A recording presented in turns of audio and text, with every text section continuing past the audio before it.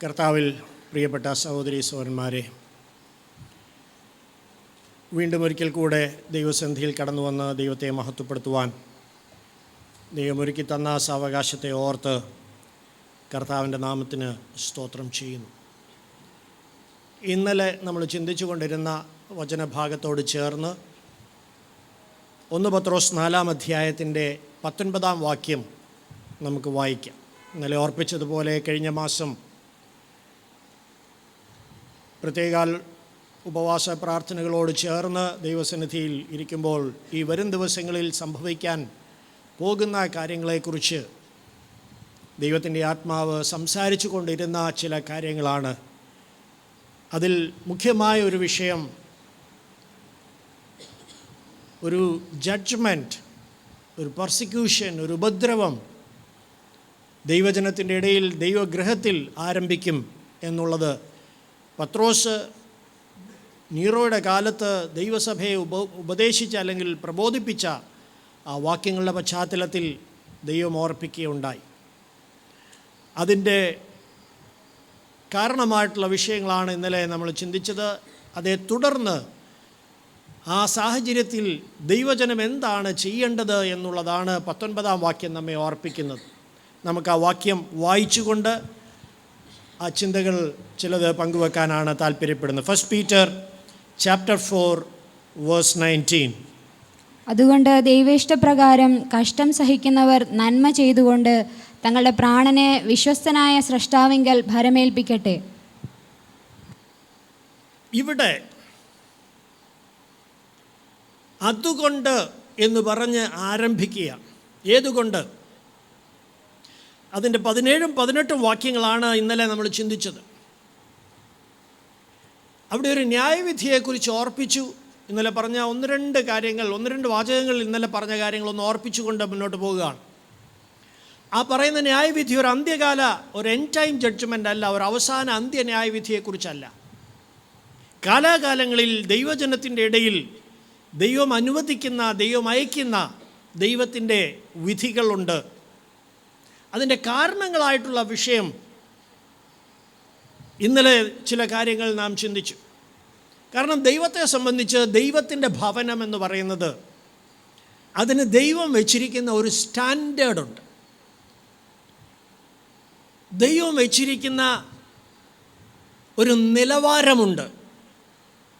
ആ നിലവാരത്തിൽ നിന്ന് താഴോട്ട് പോകാൻ ദൈവം ഒരു കാരണവശാലും അനുവദിക്കുകയില്ല.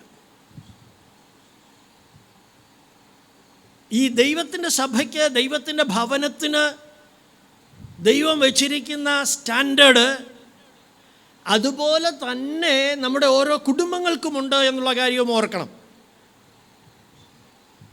എഫെസ്യർ ലേഖനത്തിൽ നമ്മൾ വായിക്കുന്ന ഒരു വാക്യമുണ്ട്: സ്വർഗത്തിലും ഭൂമിയിലുമുള്ള സകല കുടുംബങ്ങൾക്കും പേര് വരുവാൻ കാരണക്കാരനായ പിതാവ്, കാരണഭൂതനായ പിതാവ്. എന്താ വാക്യത്തിൻ്റെ അർത്ഥം? ഇന്ന് കുടുംബത്തിൻ്റെ പേര് എന്ന് കേൾക്കുമ്പോൾ കുടുംബയോഗങ്ങളും കുടുംബ പേരുകളുമൊക്കെ ധാരാളമുള്ള ഒരു കാലത്താണ് നമ്മൾ ജീവിക്കുന്നത്. അതിൻ്റെ പേരിൽ പുകഴ്ച പറയുന്ന ഒരു കാലഘട്ടത്തിലാണ് ജീവിക്കുന്നത്. ആ ഒരു വിഷയം അല്ല അവിടെ പൗലോസപ്പോസ്തലൻ ഉദ്ദേശിക്കുന്നത്. ഭൂമിയിൽ മനുഷ്യനിട്ടിരിക്കുന്ന പേരുകളുണ്ട്. കയ്യാലപ്പുറത്തെ കുടുംബം ഉണ്ടല്ലോ, ഓരോ പേരുകൾ ഇട്ടിട്ടുണ്ട്. എന്തെങ്കിലുമൊക്കെ ഇടണ്ടേ, അതിനു വേണ്ടി ഇടുന്നതാണ്. അതുകൊണ്ട് എന്തെങ്കിലും പ്രയോജനമുണ്ടോ? ആ പേരും കൊണ്ട് സ്വർഗത്തിൽ ചെന്നേച്ച് ഞാൻ ഇന്ന കുടുംബത്തിൽ നിന്നാന്ന് പറഞ്ഞാൽ ഞാൻ നിന്നെ അറിയുന്നില്ലെന്നേ പറയുള്ളൂ. അതിനാകെ ഉള്ള എന്തെങ്കിലും ഞാൻ കണ്ടിട്ടുള്ളത്, വല്ല കല്യാണമൊക്കെ ആലോചിക്കുമ്പോൾ ഏത് കുടുംബത്തിൽ നിന്നാണ് ആളുകൾ ചോദിക്കുക, അന്നേരം വല്ലതും പറയാമെന്നുള്ളതേ ഉള്ളൂ. അതിനും ഇപ്പോഴത്തെ കാലത്ത് വലിയ വിലയൊന്നുമില്ല. എന്നാൽ എന്താ തിരുവെഴുത്ത് അർത്ഥമാക്കുന്നത്? ഓരോ കുടുംബത്തിനും സ്വർഗം ഇട്ടിരിക്കുന്ന ഒരു പേരുണ്ട്. ചില ഉദാഹരണങ്ങൾ പറയാം. രേഖാബ്യ കുടുംബം, റെഖബൈറ്റ്സ്. ദൈവത്തിൻ്റെ സന്നിധിയിൽ രേഖാബ്യ കുടുംബം എന്ന് പറഞ്ഞാൽ അതിനൊരു സ്റ്റാൻഡേർഡുണ്ട്. യിരെമ്യാവിനോട് ദൈവം പറഞ്ഞു, നീ രേഖാബ്യ കുടുംബത്തിന് 200 വർഷത്തിന് ശേഷം, രേഖാബ് ജീവിച്ച് 200 വർഷം കഴിഞ്ഞിട്ട് അവിടുത്തെ ഒരു പുതിയ ഇപ്പോഴത്തെ തലമുറയിൽ ഒരുത്തനെ വിളിച്ചിട്ട് ദേവാലയത്തിൽ കൊണ്ടുവന്ന് രഹസ്യമായിട്ട് നീ വീഞ്ഞൊന്ന് കൊടുത്തു നോക്കാം, അവൻ കുടിക്കുമോ എന്ന് നോക്കാൻ പറഞ്ഞു. വീഞ്ഞു കൊടുത്തപ്പോൾ ആ പുതിയ തലമുറക്കാർ പറഞ്ഞു, ഞങ്ങളുടെ വല്യപ്പച്ചൻ പറഞ്ഞ് പഠിപ്പിച്ച ഒരു കാര്യമുണ്ട്. ഞങ്ങൾ കണ്ടിട്ടില്ല ആ വല്യപ്പച്ചനെ. വീഞ്ഞ് തുടരുതെന്ന് പഠിപ്പിച്ചിട്ടുണ്ട്. അതുകൊണ്ട് ഞങ്ങളുടെ കുടുംബക്കാർ വീഞ്ഞു കുടിക്കത്തില്ല. അതാണ് കുടുംബത്തിൻ്റെ പേര്. ദൈവത്തിൻ്റെ സന്നിധിയിൽ രേഖാബിയ കുടുംബം എന്ന് പറഞ്ഞാൽ തലമുറ കഴിഞ്ഞാലും ആ കുടുംബത്തിനൊരു സ്റ്റാൻഡേർഡുണ്ട്. ദാവീദ് ഗൃഹം ദൈവം ഇട്ടിരിക്കുന്ന ഒരു പേരാ. ദാവീദ് ഗൃഹം എന്ന് പറഞ്ഞാൽ അവർ മാനസാന്തരപ്പെട്ട് ദൈവത്തിൻ്റെ ഹൃദയപ്രകാരം നടക്കുന്ന ഒരു കുടുംബമാണ്. അതുപോലെ വേദപുസ്തകത്തിൽ പേര് പറയപ്പെടുന്ന കുടുംബങ്ങളുണ്ട്. എൻ്റെയും നിങ്ങളുടെയും കുടുംബങ്ങൾക്ക് ഇതുപോലെ ഒരു പേര് വരണം. അതാണ് ദൈവം ആഗ്രഹിക്കുന്നത്. അല്ലാതെ ഞാൻ കയ്യാലപ്പുറത്തെ കുടുംബമാണെന്നും പറഞ്ഞുകൊണ്ട് ദൈവസന്നിധി ചെന്നാൽ കയറാൻ പറ്റുകയില്ല. ദൈവസഭയ്ക്കൊരു സ്റ്റാൻഡേർഡുണ്ട്.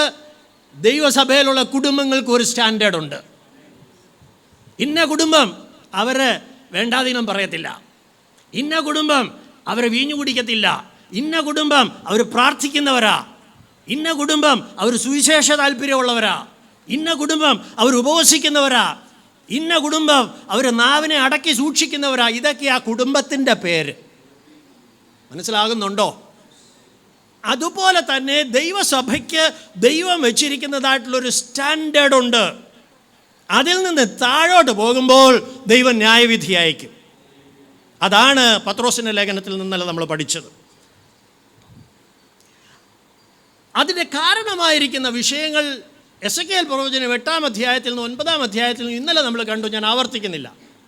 6 തരം മ്ലേച്ഛതകൾ ഇസ്രായേൽ ഗ്രഹത്തിൽ ദേവാലയത്തിനകത്ത് കൊണ്ടുപോയി കാണിച്ച കാര്യമാണ്. ദേവാലയത്തിന് പുറത്തുള്ള വിഷയങ്ങളൊന്നുമല്ല.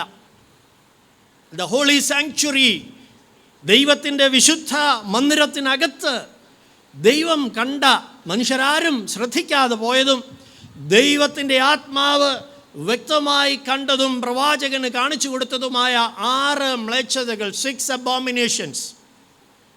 മ്ലേച്ഛത എന്ന് പറഞ്ഞാൽ ദൈവം വെറുക്കുന്നതാണ്.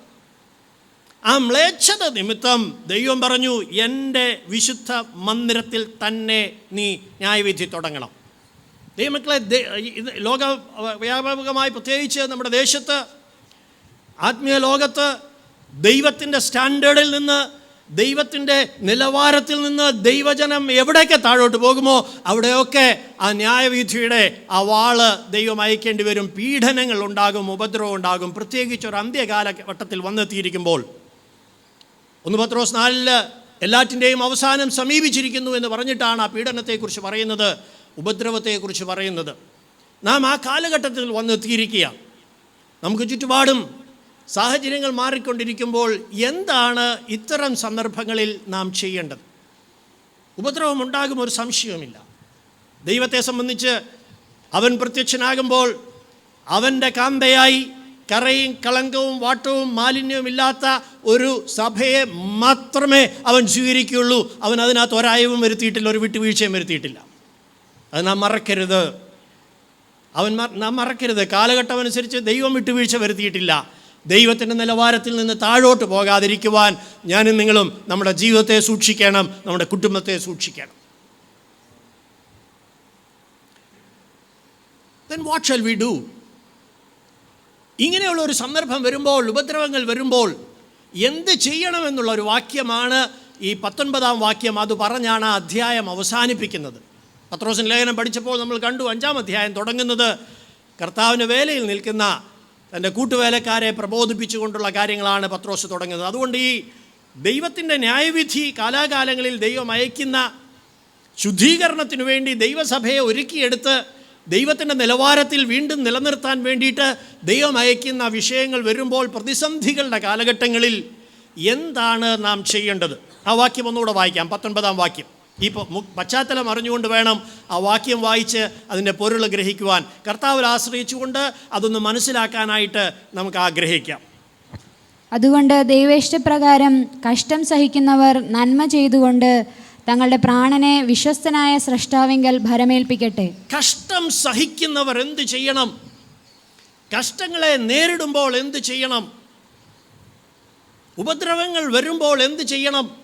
ദൈവം ന്യായവിധി അയക്കുമ്പോൾ, ഇന്നലെ നമ്മൾ കണ്ടു, അടയാളമിട്ടവരെ തുടരുത് എന്നവൻ പറയുന്നു. പക്ഷേ നീതിമാൻ പ്രയാസേനയാണ് രക്ഷ പ്രാപിക്കുന്നത്. ആ നീതിമാൻ ഒരു പ്രത്യാശയുണ്ട്. നീതിയോടെ ജീവിച്ചാൽ ആ പ്രയാസേന രക്ഷ പ്രാപിക്കുന്നവരുടെ കൂട്ടത്തിലാകാം. അതുകൊണ്ട് ദൈവമക്കളെ, എൻ്റെയും നിങ്ങളുടെയും കുടുംബത്തിൻ്റെ പേര് ദൈവസന്നിധിയിൽ എന്താണെന്ന് ഉപവസിച്ചിരുന്നൊന്ന് പ്രാർത്ഥിക്കണം. കള്ളം പറയാത്ത കുടുംബം, അത് തലമുറകൾ കള്ളം പറയുകയില്ല. എന്തൊരു പേരാ അത്, എന്തൊരു പേരാ! ഇതുപോലെയുള്ള ചില പേരുകൾ ദൈവസന്നിധിയിലുണ്ട്. അതെനിക്കും നിങ്ങൾക്കും നമ്മുടെ കുടുംബങ്ങൾക്കുണ്ടാകണം. അതാണ് ദൈവം ആഗ്രഹിക്കുന്നത്. ദൈവസഭയ്ക്ക് ആ പേരുണ്ടാകണം.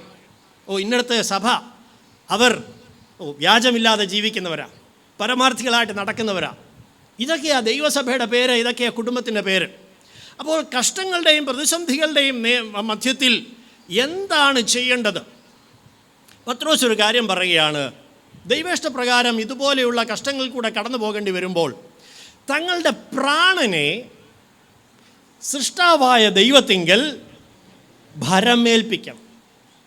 വിശ്വസ്തനായ സൃഷ്ടാവിങ്കൽ ഭരമേൽപ്പിക്കണം. ഇംഗ്ലീഷ് അവിടെ എഴുതിയിരിക്കുന്നത് ഈ എൻട്രസ്റ്റ്, കമ്മിറ്റ് എന്ന വാക്കാണ് അവിടെ എഴുതിയിരിക്കുന്നത്. Commit your soul to the faithful creator. വിശ്വസ്തനായ ഒരു സൃഷ്ടാവുണ്ട്, അവനെ ഭരമേൽപ്പിക്കണം. ആ വാക്യത്തിൻ്റെ അർത്ഥം എന്താ? യേശു കുരിശേ കിടന്ന് മരിക്കാൻ നേരം പറഞ്ഞതുപോലെ, അല്ലെ സ്തേഫാനോസ് മരിക്കാൻ നേരം പറഞ്ഞതുപോലെ, കർത്താവേ, ഞാൻ എൻ്റെ പ്രാണനെ, കഷ്ടമൊക്കെ വരുന്ന ഉടനെ ഞാൻ എൻ്റെ പ്രാണനെ നിൻ്റെ കൈ തരുന്നു, നീ നോക്കിയോ എന്നും പറഞ്ഞ് കട്ടിലേക്ക് കയറി മലന്ന് കിടക്കണമെന്നാണോ അതിൻ്റെ അർത്ഥം? ആ വാക്യം നമുക്ക് മനസ്സിലായിട്ടുണ്ടോ? അവിടെ ആ വാക്യത്തിൻ്റെ പൊരുൾ നമുക്കൊന്ന് ഗ്രഹിക്കാനായിട്ട് പ്രാർത്ഥനയോടെ ദൈവസന്നിധിയിലിരിക്കാം. ഒന്നാമത്, ആ സോൾ എന്ന വാക്ക് ഗ്രഹിക്കണം.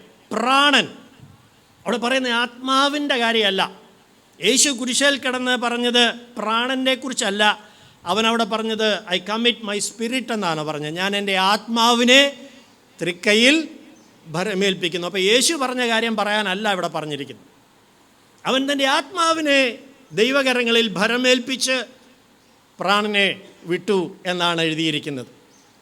പ്രാണൻ എന്നവിടെ പറയുന്നത്, സോൾ എന്ന് പറയുന്നത് നമ്മുടെ ദേഹിയാണ്. മനസ്സ് എന്ന് പറഞ്ഞാൽ നമുക്കത് പെട്ടെന്ന് മനസ്സിലാക്കാനായിട്ട് കഴിയും. നമ്മുടെ ചിന്താമണ്ഡലം, നമ്മുടെ തീരുമാനശക്തി, നമ്മുടെ ഇച്ഛാശക്തി, നമ്മുടെ വികാരങ്ങൾ, വിചാരങ്ങൾ എല്ലാം അടങ്ങുന്ന നമ്മുടെ ആ ദേഹി ഉണ്ടല്ലോ, മനസ്സ്.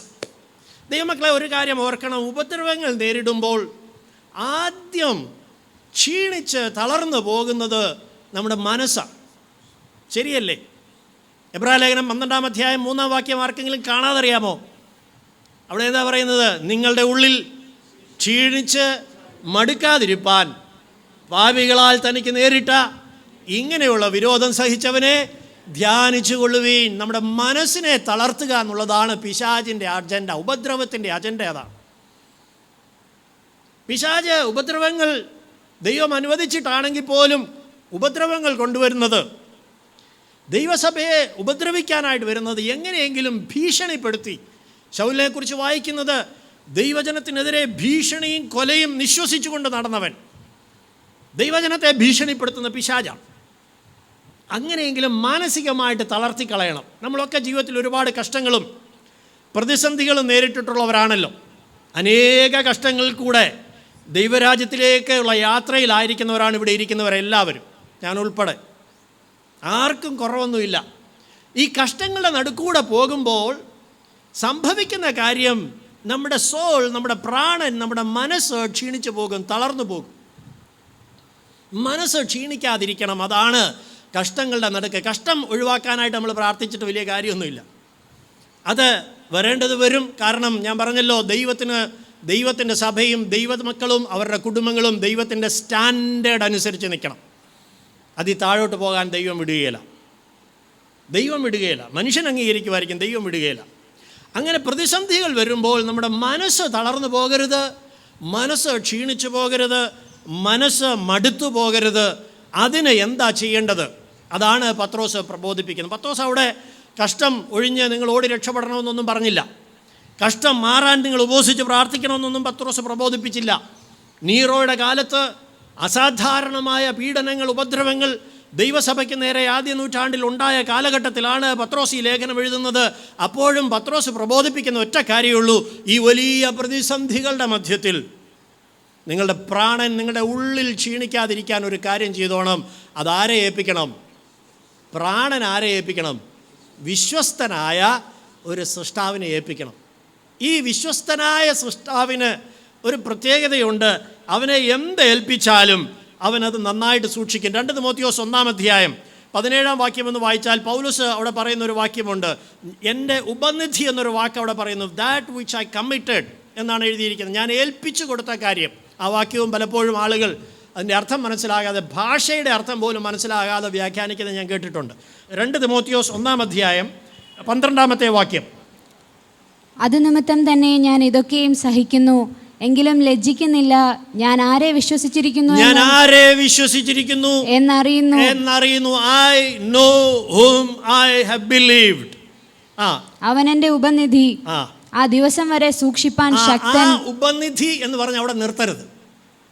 അവൻ എന്ന് പറഞ്ഞ് നിർത്തണം. കോമ അവിടെ ഇടണം. അവൻ എൻ്റെ ഉപനിധി, ആ ദിവസം വരെ സൂക്ഷിപ്പ്. ഉപനിധി എന്ന് പറഞ്ഞാൽ എന്താ? ഞാൻ ഏൽപ്പിച്ചു കൊടുത്ത കാര്യം. That which I have committed to him. ഞാൻ ഏൽപ്പിച്ചു കൊടുത്തത് എന്താ? പൗലോസ് ഏൽപ്പിച്ചു കൊടുത്തത് അതാ പത്രോസ് ഇവിടെ പറയുന്നത്. തൻ്റെ പ്രാണൻ, my soul I have committed to him. നമ്മൾ വിചാരിക്കുന്ന ദൈവം ഏതാണ്ട് നിധി അവിടെ വെച്ചിട്ടുണ്ട്, ആ ദിവസം വരെ കർത്താവ് സൂക്ഷിച്ചോളും, നിധിയൊന്നും ആരും എടുത്തുകൊണ്ട് പോകത്തില്ല. എന്താ കർത്താവിൻ്റെ കൈ കൊടുക്കേണ്ട നിധി? യുവർ സോൾ, നിൻ്റെ പ്രാണൻ. Commit your soul to the father, to the creator. മനസ്സ് ആരെ ഏൽപ്പിക്കണം? കൈ പിടിച്ചുകൊണ്ടിരിക്കരുത്. അത് ആരെ ഏൽപ്പിക്കണം? ദൈവത്തെ ഭരമേൽപ്പിക്കണം. അയ്യോ, അതെങ്ങനെയാണ് ഇപ്പോൾ നടക്കുന്നത്? ജീവനോടിരുന്ന് മരിക്കാൻ നേരം ആത്മാവിനെ ഏൽപ്പിക്കണമെന്ന് പറഞ്ഞാൽ മനസ്സിലാവും. യേശു ചെയ്ത പോലെ ചെയ്യാം, അല്ലെ സ്തേഫാനോസ് പ്രാർത്ഥിച്ച പോലെ പ്രാർത്ഥിക്കാം. ജീവനോടിരിക്കുമ്പോൾ, ഉപദ്രവം വരുമ്പോൾ, ഭീഷണി വരുമ്പോൾ, പരിഹാസം വരുമ്പോൾ, നിന്ദ വരുമ്പോൾ, ദുഷികൾ വരുമ്പോൾ, ദൂഷണങ്ങൾ കേൾക്കുമ്പോൾ പ്രാണനെ കർത്താവിനെ ഏൽപ്പിക്കുന്നത് എങ്ങനെയാണ്? അതാണ് പത്രോസ് ഇവിടെ പ്രബോധിപ്പിക്കുന്ന കാര്യം. ദൈവമക്കളെ, നമ്മൾ ഈ നാളുകളിൽ ഈ നമ്മുടെ ആത്മീയ അഭ്യാസങ്ങളൊക്കെ ഒന്ന് നിർത്തിയിട്ട് പ്രായോഗികമായിട്ട് ജീവിക്കാനായിട്ടൊന്ന് പഠിക്കേണ്ടിയിരിക്കും.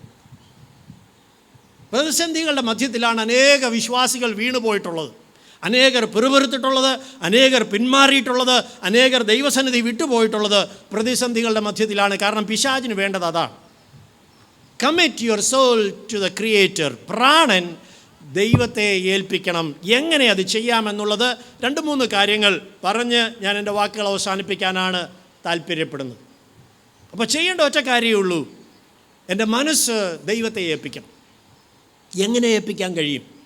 എല്ലാ കഷ്ടങ്ങളുടെ നടുക്ക് പൗലോസും ശീലാസും കാരാഗ്രഹത്തിൽ പാട്ടുപാടി നമ്മൾ വായിക്കുന്നു. അവർക്കെങ്ങനെ അത് ചെയ്യാൻ കഴിഞ്ഞു? ഇവരെല്ലാം ചെയ്ത ഒറ്റ കാര്യമേ ഉള്ളൂ, they committed their soul to the faithful creator. അവരവരുടെ പ്രാണനെ വിശ്വസ്തനായ ദൈവത്തിൻ്റെ കരങ്ങളിൽ ഭരമേൽപ്പിച്ചു. നമ്മൾ കഷ്ടങ്ങളുടെ നടുക്ക് പിറുപിറുക്കുന്നു, വേണ്ടാധീനം പറയുന്നു, അല്ലെ മറ്റുള്ളവരെ പഴിചാരുന്നു, ദൈവത്തെ പരിഹസിക്കുന്നു, ദൈവത്തോട് പിറുപിറുക്കുന്നു. യോബിൻ്റെ ജീവിതത്തിൽ കഷ്ടം വന്നപ്പോൾ യോബ് തൻ്റെ പ്രാണനെ കർത്താവിൻ്റെ കരങ്ങൾ ഭരമേൽപ്പിച്ചു. ഭാര്യയ്ക്ക് അത് ചെയ്യാൻ കഴിഞ്ഞില്ല, അതുകൊണ്ട് ഭാര്യ പിറുപിറുത്തു. ഇതൊക്കെ നമ്മുടെ ജീവിതത്തിൽ സ്വാഭാവികമായിട്ടുണ്ടാകുന്ന കാര്യങ്ങളാണ്. അതുകൊണ്ടാണ് പ്രബോധിപ്പിക്കുന്നത്, മനസ്സ് ദൈവത്തെ ഭരമേൽപ്പിക്കണം. എന്ത് കഷ്ടം വന്നാലും, രോഗം വന്നാലും, ദുഃഖം വന്നാലും, ദുരിതം വന്നാലും, പ്രശ്നം വന്നാലും, പ്രതികൂലം വന്നാലും, ജയിലിൽ പിടിച്ചിട്ടാലും, കള്ളക്കേസ് കൊടുത്താലും, എന്ത് വിഷയം വന്നാലും പ്രാണൻ കർത്താവിനെ ഭരമേൽപ്പിക്കണം. പഴയ നിയമ കാലഘട്ടത്തിൽ അനേക പ്രതിസന്ധികൾ നേരിട്ട ഒരു ശക്തനായ ദൈവഭക്തനായ ഒരു മനുഷ്യനായിരുന്നു ദാവീദ്. ദാവീദിൻ്റെ ജീവിതത്തിൽ ദൈവം അവനെ തിരഞ്ഞെടുത്ത് ഇസ്രായേലിൻ്റെ രാജാവായിട്ട് അഭിഷേകം ചെയ്ത് അവൻ്റെ വിളി എന്താണെന്നും തിരഞ്ഞെടുപ്പ് എന്താണെന്നും എനിക്ക് മനസ്സിലായെങ്കിലും ദീർഘവർഷങ്ങൾ വലിയ പ്രതിസന്ധികളിലൂടെ കടന്നു വന്നവനായിട്ടുള്ളൊരു മനുഷ്യനാണ്. പക്ഷേ എങ്ങനെ ദാവീദ് അതിൻ്റെ മധ്യത്തിൽ പിടിച്ചു നിന്ന് ഒടുവിൽ ദൈവം തനിക്ക് വേണ്ടി വാഗ്ദത്തം ചെയ്തതും തന്നോട് ശമൂവേൽ പ്രവചിച്ചതുമായ എല്ലാ കാര്യങ്ങളും, തൻ്റെ ശുശ്രൂഷ, തൻ്റെ രാജത്വം ഉൾപ്പെടെ എല്ലാം നിവർത്തിച്ച് ദൈവത്തിന് വേണ്ടി അനേക സങ്കീർത്തനങ്ങൾ എഴുതി ദൈവത്തിൻ്റെ ഹൃദയപ്രകാരമുള്ള മനുഷ്യനെന്ന് സാക്ഷ്യം പ്രാപിച്ച ഒരു ദൈവഭക്തനായിരുന്നു ദാവീദ്. എങ്ങനെയാണ് ദാവീദിന് പഴയ കാലത്ത് അത് ചെയ്യാനായിട്ട് സാധിച്ചത്? പത്രോസ് ഇവിടെ പറയുന്ന ഈ പ്രബോധനം ആക്ഷരികമായി തൻ്റെ ജീവിതത്തിൽ അനുസരിച്ച ഒരു മനുഷ്യനായിരുന്നു ദാവീദ്. തൻ്റെ പ്രാണനെ ദൈവത്തിൻ്റെ കരങ്ങളിൽ ഭരമേൽപ്പിച്ച ഒരു മനുഷ്യൻ. ദാവീദ് എങ്ങനെയാണത് ചെയ്തത് എന്ന് ഒന്ന് നോക്കി പഠിക്കാമെങ്കിൽ എനിക്കും നിങ്ങൾക്കും കഷ്ടങ്ങളുടെ മധ്യത്തിൽ, പ്രതിസന്ധികളുടെ മധ്യത്തിൽ നമ്മുടെ മനസ്സ്, പ്രാണൻ ദൈവത്തെ ഭരമേൽപ്പിച്ച് സ്വസ്ഥമായിരിക്കാൻ എങ്ങനെ കഴിയും, അതിൻ്റെ നടുക്കൂടെ എങ്ങനെ പിടിച്ചു നിൽക്കാൻ കഴിയുമെന്ന് നമുക്ക് ഗ്രഹിക്കാം. 63-ാം സങ്കീർത്തനം നാം വായിക്കാമെങ്കിൽ 63-ാം സങ്കീർത്തനത്തിൽ ദാവീദ് തൻ്റെ പ്രാണനെ ദൈവത്തിൻ്റെ കരങ്ങളിൽ ഭരമേൽപ്പിച്ചതിൻ്റെ 3 വ്യക്തമായ പടികൾ നമുക്ക് കാണാനായിട്ട് കഴിയും. 3 മേജർ സ്റ്റെപ്സ്. അനേക കാര്യങ്ങൾ തിരുവഴുത്തിലുണ്ട്. പക്ഷേ സമയത്തിൻ്റെ പരിധിയിൽ 63-ാം സങ്കീർത്തനത്തിൽ ഒതുങ്ങി നിന്നുകൊണ്ട് ദാവീദ് അത് ചെയ്തത് എങ്ങനെയാണ് എന്ന് നമുക്ക് പരിശോധിക്കാനായിട്ട് സമയമെടുക്കാം. സാം 63, 63-ാം സങ്കീർത്തനത്തിൻ്റെ 1-ാമത്തെ വാക്യം. ദൈവമേ, നീ എൻ്റെ ദൈവം, അധികാലത്തെ ഞാൻ നിന്നെ അന്വേഷിക്കും. വെള്ളമില്ലാതെ ഉണങ്ങി വരേണ്ട ദേശത്ത് എൻ്റെ ഉള്ളം നിനക്കായി ദാഹിക്കുന്നു, എൻ്റെ ദേഹം നിനക്കായി കാംക്ഷിക്കുന്നു. അവിടെ ആ വാക്യം ഇംഗ്ലീഷിൽ ഒന്ന് ശ്രദ്ധിച്ചേ. മൈ സോൾ തേഴ്സ്റ്റ് ഫോർ ദീ. എൻ്റെ പ്രാണൻ, എൻ്റെ ഉള്ളം എന്നാണ് മലയാളത്തിൽ പരിഭാഷപ്പെടുത്തിയിരിക്കുന്നത്. അവിടെ ശരിക്കും പരിഭാഷപ്പെടുത്തേണ്ടിയിരുന്നത്, മറ്റ് സ്ഥലങ്ങളിൽ ഈ വാക്ക് പരിഭാഷപ്പെടുത്തിയിരിക്കുന്ന രീതി വെച്ച് നോക്കിയാൽ ഉള്ളം എന്നവിടെ ഉദ്ദേശിക്കുന്നത് തൻ്റെ പ്രാണനാണ്, തൻ്റെ മനസ്സാണ്. പ്രാണനെ ദൈവത്തിന് ഭരമേൽപ്പിക്കുന്നത് എങ്ങനെയാണെന്ന് വെച്ചാൽ അതിൻ്റെ 1-ാമത്തെ പടിയാണ് ദാവീദ് ഇവിടെ പറയുന്നത്. Soul thirsts for God. ദൈവത്തിനു വേണ്ടി ദാഹിക്കുന്ന ഒരു മനസ്സ് നമുക്കുണ്ടായിരിക്കുക. ദൈവത്തിനായിട്ടൊരു ദാഹം.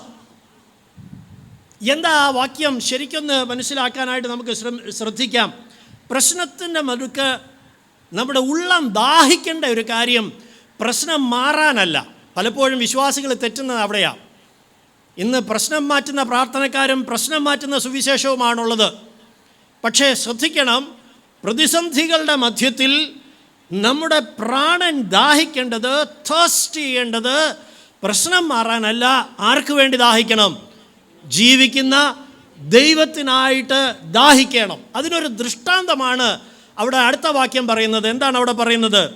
വെള്ളമില്ലാതെ ഉണങ്ങി വരേണ്ട ദേശത്ത് എൻ്റെ ഉള്ളം നിനക്കായി ദാഹിക്കുന്നു. ആ മലയാള പരിഭാഷയിൽ ഒരു ചെറിയ പന്തികേടുണ്ട്. എന്താ വാക്യത്തിൻ്റെ അർത്ഥം? ഏതെങ്കിലും മരുഭൂമി പോയിരുന്ന് ദൈവത്തിനായിട്ട് ദാഹിക്കണമെന്നാണോ?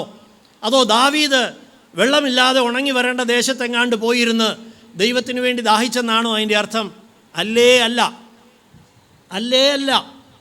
ദാവീദ് അവിടെ പറയുന്നതിൻ്റെ പൊരുൾ ഇതാണ്: തൻ്റെ പ്രാണൻ ഏതാണ്ട് ഉണങ്ങി വരേണ്ട ഒരു ദേശം പോലെ ആണ് ദൈവത്തിനായിട്ട് ദാഹിക്കുന്നത്. സംശയം ഉണ്ടെങ്കിൽ 143-ാം സങ്കീർത്തനം 6-ാം വാക്യം വായിക്കാം. Psalms 143 verse 6, 143-ാം സങ്കീർത്തനത്തിൻ്റെ 6-ാം വാക്യം. എന്താണ് ഈ ഉണങ്ങി വരേണ്ട ദേശം, വെള്ളമില്ലാതെ ഉണങ്ങി വരേണ്ട ദേശമെന്ന് അവിടെ വിശേഷിപ്പിക്കുന്നത് എന്തിനെക്കുറിച്ചാണ്? ഞാൻ എൻ്റെ കൈകളെ നിങ്കലേക്ക് മലർത്തുന്നു, വരണ്ട നിലം പോലെ എൻ്റെ പ്രാണൻ നിനക്കായി ദാഹിക്കുന്നു. എൻ്റെ പ്രാണനാണ് ഈ വരണ്ട നിലം. ഒരു വരണ്ട നിലം ദാഹിക്കുന്നത് വെള്ളത്തിനു വേണ്ടിയാണ്. ഏലിയാവിൻ്റെ കാലത്ത് 3.5 കൊല്ലം ദേശത്ത് മഴ പെയ്തില്ല. കെരീത്ത് തോട്ടിലെ വെള്ളം പോലും വറ്റിപ്പോയി. ദേശം ഇങ്ങനെ നമ്മൾ പറയുമല്ലോ, ഉണങ്ങി വിണ്ടുകീറി കിടക്കുകയാണ്. അങ്ങനെ വരണ്ട നിലം എന്ന് പറയുന്നത് അതാണ്. ഈ വരണ്ട നിലം നാളുകളായി മാസങ്ങളായി മഴ പെയ്യാത്തടുത്ത് ഒരു മഴ പെയ്താൽ അതിനകത്ത് നമ്മൾ ഒരു ഗ്ലാസ് വെള്ളം കൊണ്ടൊഴിച്ചാൽ ഒന്നും ആകത്തില്ല. എന്തെങ്കിലും ആകുമോ? ഒന്നും ആകത്തില്ല. ഒരു മഴ പെയ്തു നോക്കട്ടെ, നമുക്കറിയാം മഴവെള്ളം മുഴുവനും ആ ദേശം ഒറ്റ വലിക്കങ്ങ് കുടിക്കും. മഴ പെയ്തൊരു അരമണിക്കൂർ കഴിയുമ്പോൾ ഈ പെയ്തടം പോലും അറിയത്തില്ല. അവിടെ ഒരു മഴ പെയ്തതായിട്ട് പോലും തോന്നില്ല. കാരണം ദേശം ഇങ്ങനെ ദാഹിച്ചിരിക്കുകയാണ്. എന്തിനു വേണ്ടി? വെള്ളത്തിനു വേണ്ടി. ദാവീദ് പറയാണ്, എൻ്റെ പ്രാണനുണ്ടല്ലോ, എൻ്റെ മനസ്സ് ഒരു ഉണങ്ങി വരണ്ട ദേശം. ആ വാക്യത്തിൻ്റെ അർത്ഥം ശരിക്കും മനസ്സിലാക്കണം. അത് കുറച്ചുകൂടെ മനസ്സിലാകുന്ന രീതിയിൽ പരിഭാഷപ്പെടുത്തിയാൽ ഇങ്ങനെയാണ് ദാവീദ് പറയുന്നത്. 63-1, ദൈവമേ, ഉണങ്ങി വരണ്ട ദേശം വെള്ളത്തിനായിട്ട് ദാഹിക്കുന്നത് പോലെ എൻ്റെ പ്രാണൻ ഉണങ്ങി വരണ്ട് ദൈവത്തിനായിട്ട് ദാഹിക്കുന്നു. അതാ 143-ന്റെ 6 വാക്യം നമ്മൾ വായിച്ചു. അതുകൊണ്ട് 63-ന്റെ 1-ഉം 143-ന്റെ 6-ഉം കൂടെ ചേർത്ത് വായിച്ചെങ്കിലേ അതിൻ്റെ അർത്ഥം മനസ്സിലാകുള്ളൂ. മനസ്സിലാകുന്നുണ്ടോ? ഇനിയും വിശദീകരിക്കണോ? മനസ്സിലാകുന്നുണ്ടല്ലോ അല്ലേ? ഒരു ഉണങ്ങി വരേണ്ട ദേശം വെള്ളത്തിനായിട്ട് ദാഹിക്കുന്നത് പോലെ, ഒരു നദി പോലെ ഒരു വെള്ളമൊഴുകി വന്നാൽ ദേശത്തിന് തൃപ്തിയാകും.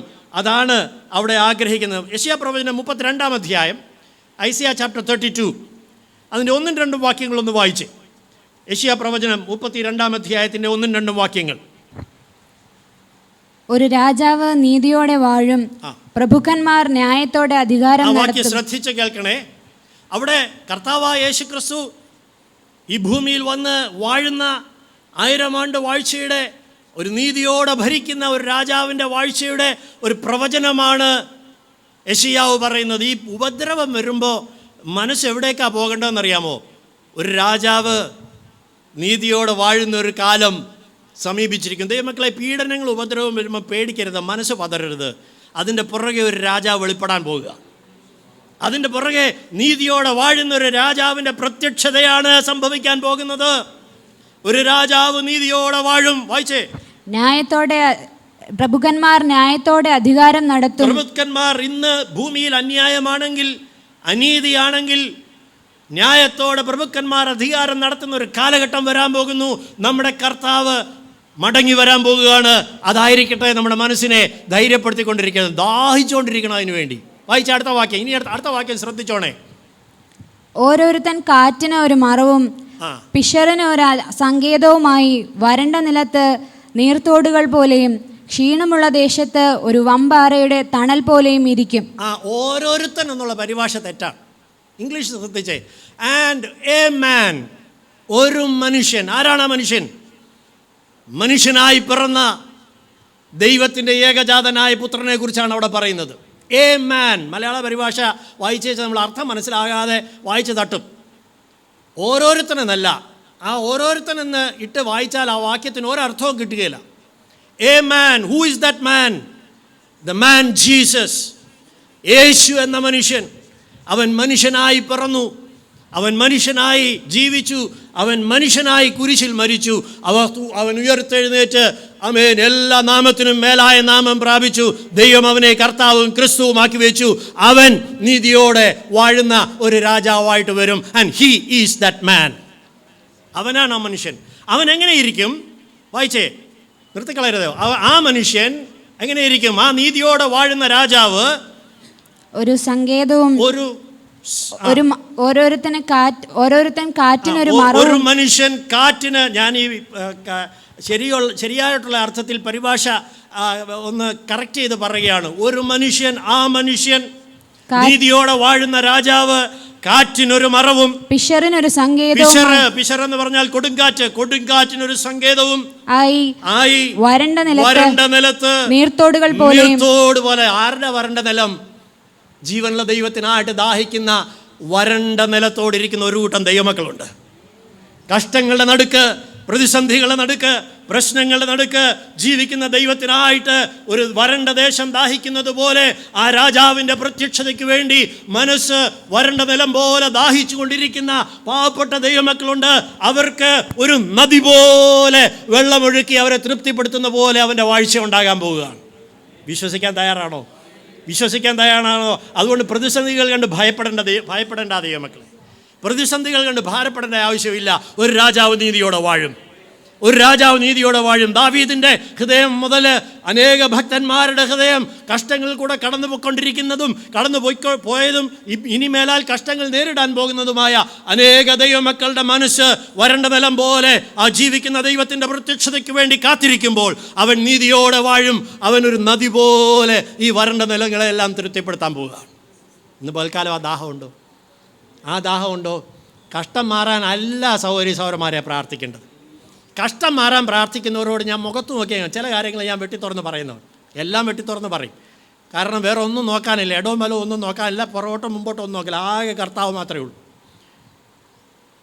കഷ്ടം മാറാനാണ് നിങ്ങൾ പ്രാർത്ഥിക്കുന്നതെങ്കിൽ നിങ്ങൾ ഈ ആയുസ്സിൽ മാത്രം പ്രത്യാശ വെച്ചിട്ടുള്ളവരാണ്.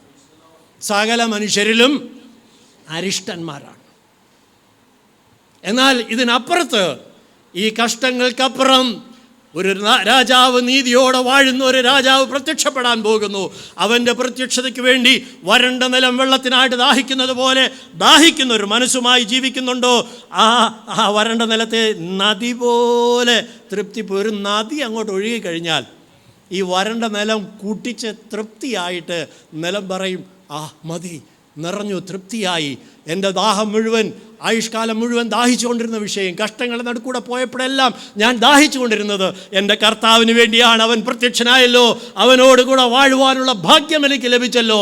അന്നാണ് ഈ തൃപ്തി വരാൻ പോകുന്നത്. So thirst for the living God.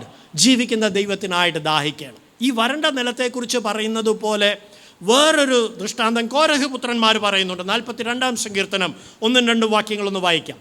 42-ാം സങ്കീർത്തനം 1-2 വാക്യങ്ങൾ. Psalms 42 verses 1 and 2.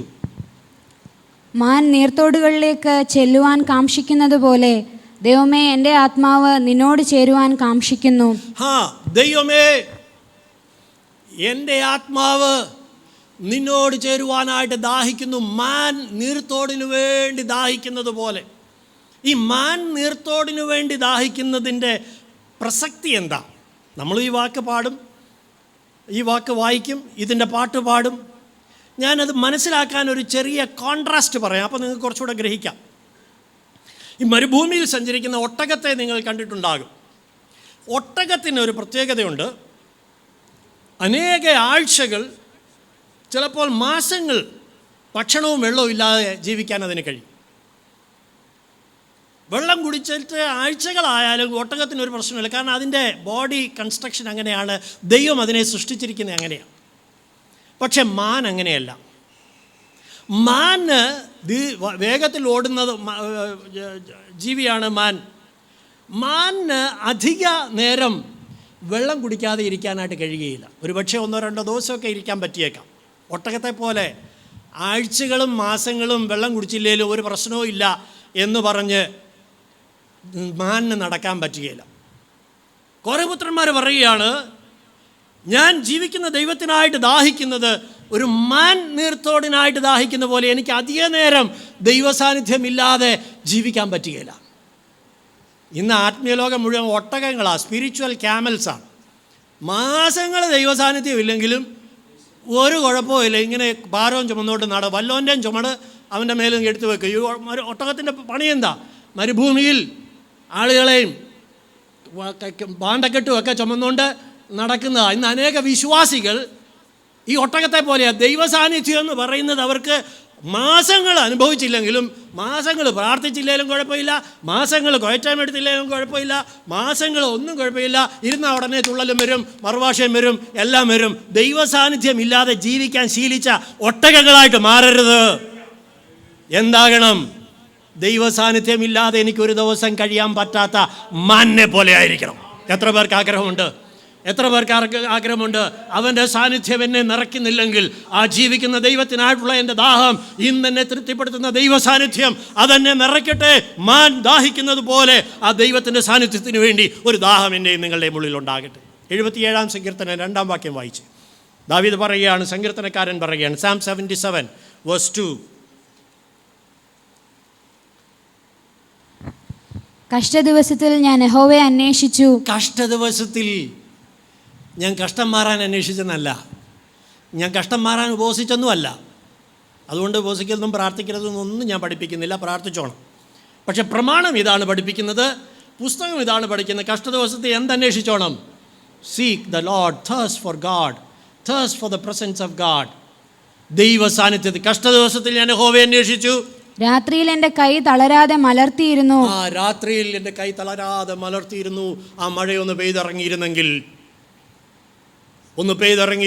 ദൈവമേ, ആ പിന്മഴ, അന്ത്യകാലത്ത് വാഗ്ദത്തം ചെയ്തിരിക്കുന്ന ആ പിന്മഴ, പെന്തക്കോസ്ത് നാളിൽ തൻ്റെ ജനത്തിൻ്റെ മേൽ, തൻ്റെ ശിഷ്യന്മാരുടെ മേൽ, കൂടിയിരുന്നവരുടെ മേൽ ഇറങ്ങിയ ആ ആത്മമാരി എൻ്റെ മേലും ഒന്ന് പെയ്തിറങ്ങണം. വർണ്ണബലം പോലെ അതിനുവേണ്ടി ദാഹിക്കണം. ഈ നാളുകളിൽ ദൈവസഭ, ആമേൻ, ഇത് രാജ്യത്തും ലോകവ്യാപകമായി ദൈവജനം ചെയ്യേണ്ടത് പ്രതിസന്ധികളും പ്രശ്നങ്ങളും എതിർപ്പുകളും പീഡനങ്ങളും ഉപദ്രവങ്ങളും ഉണ്ടാകുമ്പോൾ വരണ്ട നിലം പോലെ ആ പിന്മഴയ്ക്ക് വേണ്ടി ദാഹത്തോടെ പ്രാർത്ഥിച്ചോണം. ആ പിന്മഴ പെയ്തിറങ്ങും. പിന്നാലെ ഒരു രാജാതിരാജാവ് വെളിപ്പെടാനായിട്ട് പോകുകയാണ്.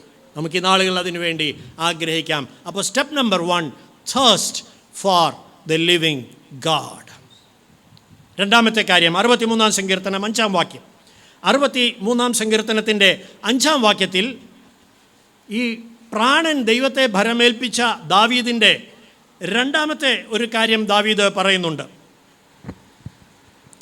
എൻ്റെ കിടക്കയിൽ നിന്നെ ഓർക്കുകയും ഞാൻ രാത്രിയാമങ്ങളിൽ നിന്നെ ധ്യാനിക്കുകയും ചെയ്യുമ്പോൾ വായിച്ചോ. എൻ്റെ പ്രാണന് മജ്ജയും മേധസ്സും കൊണ്ടെന്ന പോലെ തൃപ്തി വരുന്നു. എൻ്റെ വായ് സന്തോഷമുള്ള അധരങ്ങളാൽ നിന്നെ സ്തുതിക്കുന്നു. രണ്ടാമത്തെ കാര്യം, ആദ്യത്തേത് സോൾ തേർസ്റ്റിംഗ് ഫോർ ഗാഡ്, രണ്ടാമത്തേത് സോൾ സാറ്റിസ്ഫൈഡ് വിത്ത് ഗാഡ്. പ്രാണൻ തൃപ്തി പ്രാപിക്കണം. ദാഹിക്കുന്ന ഒരു പ്രാണൻ ദാഹിക്കുന്നവനെയാണല്ലോ തൃപ്തിപ്പെടുത്തുന്നത്. യേശു വിളിച്ചു പറഞ്ഞു, ദാഹിക്കുന്ന എവരും എൻ്റെ അടുക്കൽ വരട്ടെ, അവൻ വന്ന് സൗജന്യമായി ജീവൻ്റെ ജലം കുടിക്കട്ടെ.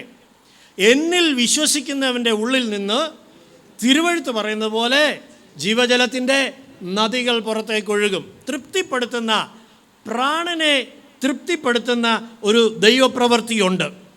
അതിനെന്താ ചെയ്യേണ്ടത്? ഈ ദാഹിക്കുന്ന പ്രാണനെ തൃപ്തി വരുള്ളൂ.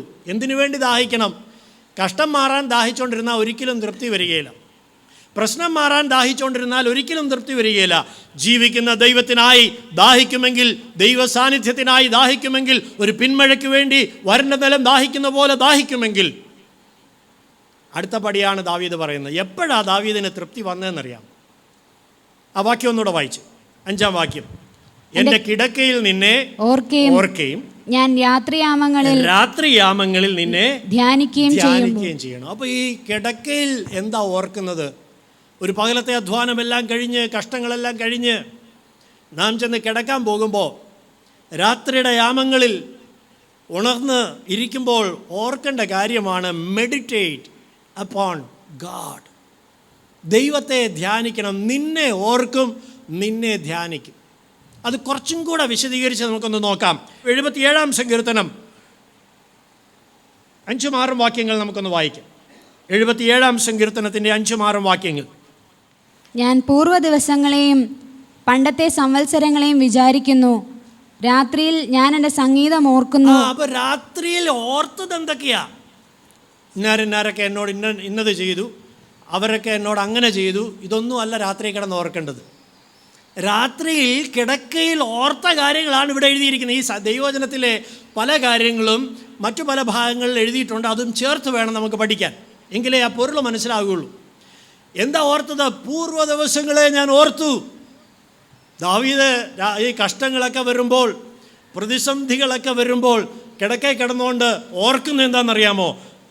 ശമൂവേൽ അപ്പച്ചൻ്റെ വീട്ടിൽ വന്ന് എല്ലാ മക്കളെയും വിളിച്ചു വരുത്തി ഇൻ്റർവ്യൂ നടത്തിക്കൊണ്ടിരുന്നപ്പോൾ ഞാൻ ആടുകളെ മേയിച്ചുകൊണ്ട് പറമ്പിലായിരുന്നു, വയലിലായിരുന്നു, ആടുകളെ മേയ്ക്കാൻ പോയിരിക്കുകയായിരുന്നു. അവിടെ നിന്ന് എന്നെ വിളിച്ചു വരുത്തി എൻ്റെ തലയിൽ അഭിഷേക തൈലം ഒഴിച്ച ഒരു ദിവസമുണ്ട്. അത് ഓർത്തു. അഭിഷേകം പ്രാപിച്ച ദിവസം ആരെങ്കിലും ഓർക്കാറുണ്ടോ? രക്ഷിക്കപ്പെട്ട ദിവസം ആരെങ്കിലും ഓർക്കാറുണ്ടോ? ആ ഗോലിയാത്ത് ഇസ്രായേൽ നിരകളെ മുഴുവനും വെല്ലുവിളിച്ച് ഇപ്പം തീർത്ത് കളയുമെന്ന് പറഞ്ഞപ്പോൾ ഒരു കവണയും ഒരു കല്ലും കൊണ്ട് അവനെ നിലംപരിചാക്കിയ ആ ദിവസം ഓർത്തു. ഓർക്കാൻ ചിലതൊക്കെ ഉണ്ട് ദൈവമക്കളെ. പൂർവ്വ ദിവസങ്ങളെ നീ ഓർക്കണം. കഴിഞ്ഞ കാലങ്ങളിൽ ദൈവം വിടുവിച്ച വിഷയങ്ങളെ ഓർക്കണം. വൈദ്യന്മാർ കൈവിട്ട സമയത്ത്, ആരും സഹായിക്കാനില്ലാത്ത സമയത്ത്, ലോകത്തിൽ ഒരു മനുഷ്യനെ ആശ്രയിക്കാൻ ഇല്ലാതിരുന്ന സ്ഥാനത്ത് സ്വർഗമിറങ്ങി വന്ന് വിടുവിച്ചതായ സമയങ്ങളെ ഓർക്കണം.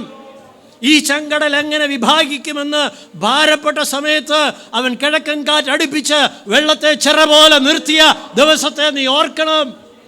പട്ടിണി കിടന്ന് മരിക്കുമെന്ന് വിചാരിച്ച സമയത്ത് ആകാശത്ത് നിന്ന് മല്ലന്മാരുടെ ഭോജനം മരുഭൂമിയിൽ ഇറങ്ങിയ ദിവസത്തെ നീ ഓർക്കണം. വെള്ളം കുടിക്കാൻ നിവർത്തിയില്ല, ആമേൻ, ദാഹിച്ച് മരിക്കുമെന്ന് പറഞ്ഞ സമയത്ത് ആമേൻ പാറയെ പിളർന്ന് ജലം നദി പോലെ ഒഴുക്കിയ ദൈവത്തിൻ്റെ വീര്യപ്രവർത്തിയുടെ ദിവസത്തെ നീ ഓർക്കണം. ദൈവവേദനെ പൂർവ്വ ദിവസങ്ങളെ ഓർത്തു നോക്കണം. രാത്രി കിടന്ന് ഇതൊക്കെ ഓർക്കണം. പീഡനം വരുമ്പോൾ അയ്യോ അയ്യോ എന്നും പറഞ്ഞല്ലേ ഇരിക്കേണ്ടത്. ദൈവം നടത്തിയ പൂർവ്വ ദിവസങ്ങളുണ്ട്. ദൈവത്തിൻ്റെ കരത്തിൻ്റെ ബലം വെളിപ്പെട്ട അനേക സന്ദർഭങ്ങളുണ്ട്. ഞാൻ പൂർവ്വ ദിവസങ്ങളെയും പണ്ടത്തെ സംവത്സരങ്ങളെയും വിചാരിക്കുന്നു. പണ്ടത്തെ സംവത്സരങ്ങളെയും വിചാരിച്ചു. ഇപ്പോഴത്തേതാ കഷ്ടം? ആണോ? കഷ്ടം എപ്പോഴത്തേതാ? കഷ്ടം ഇപ്പോഴാ വന്നേ.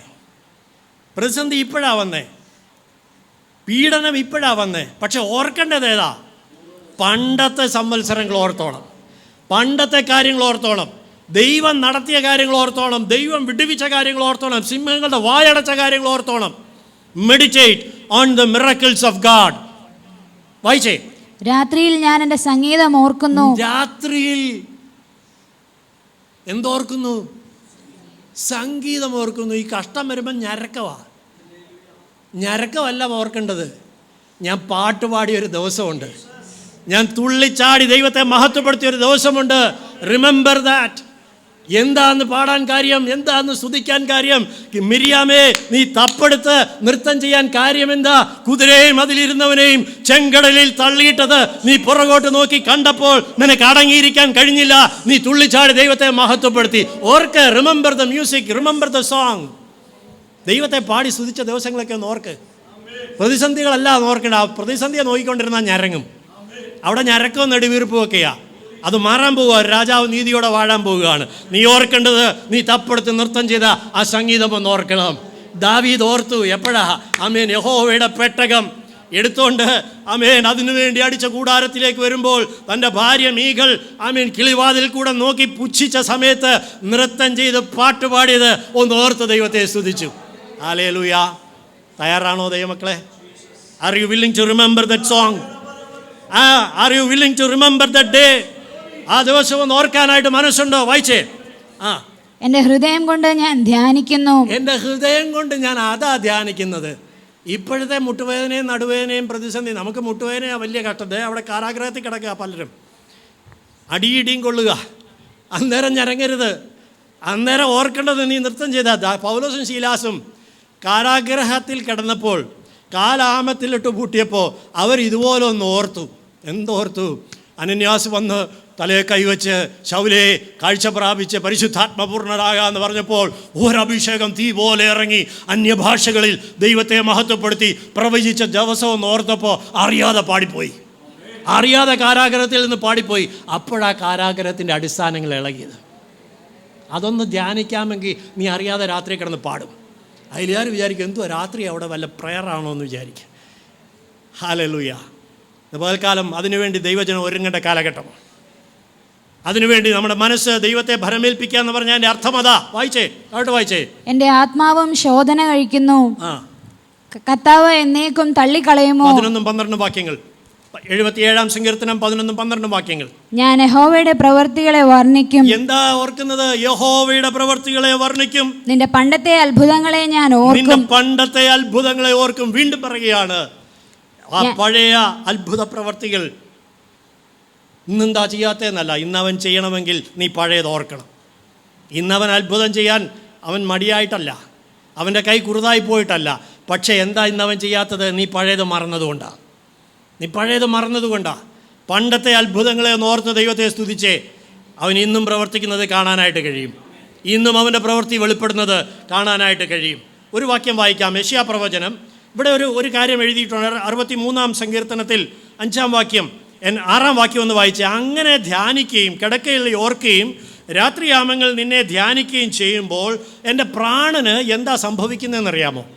എൻ്റെ പ്രാണന് മജ്ജയും മേധസ്സും കൊണ്ടെന്ന പോലെ തൃപ്തി വരുന്നു. എന്തുവാ അതിൻ്റെ അർത്ഥം? നിങ്ങൾക്ക് ആർക്കെങ്കിലും മജ്ജയും മേധസ്സും കൊണ്ടെന്ന പോലെ തൃപ്തി വരുന്നതിൻ്റെ അർത്ഥം മനസ്സിലായിട്ടുണ്ടോ? അതിൻ്റെ അർത്ഥം മനസ്സിലാകണമെങ്കിൽ യെശയ്യാ പ്രവചനം 25-ാം അധ്യായം 6-ാം വാക്യം വായിക്കണം.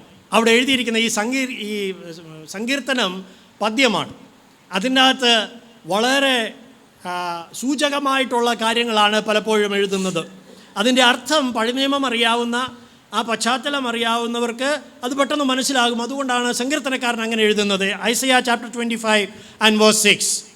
സൈന്യങ്ങളുടെ യഹോവ ഈ പർവ്വതത്തിൽ സകല ജാതികൾക്കും മൃഷ്ടഭോജനങ്ങൾ കൊണ്ടും മട്ടൂറിയ വീഞ്ഞുകൊണ്ടും ഒരു വിരുന്ന് കഴിക്കും. മേധസ് നിറഞ്ഞ മൃഷ്ടഭോജനങ്ങൾ കൊണ്ടും. ഈ മേധസ് കൊണ്ട് തൃപ്തി വരുത്തുക എന്ന് പറഞ്ഞാൽ നല്ല എ ഫീസ്റ്റ് വിത്ത് ഫാറ്റ്നെസ് എന്നാണ്. മേധസ് നിറഞ്ഞ ഒരു സദ്യ, വിഭവസമൃദ്ധമായ ഒരു സദ്യ. ആ 63-ാം സങ്കീർത്തനത്തിൻ്റെ 6-ാം വാക്യം ഒന്ന് പാരഫ്രൈസ് ചെയ്ത് ഞാൻ ഇങ്ങനെ ട്രാൻസ്ലേറ്റ് ചെയ്യാം.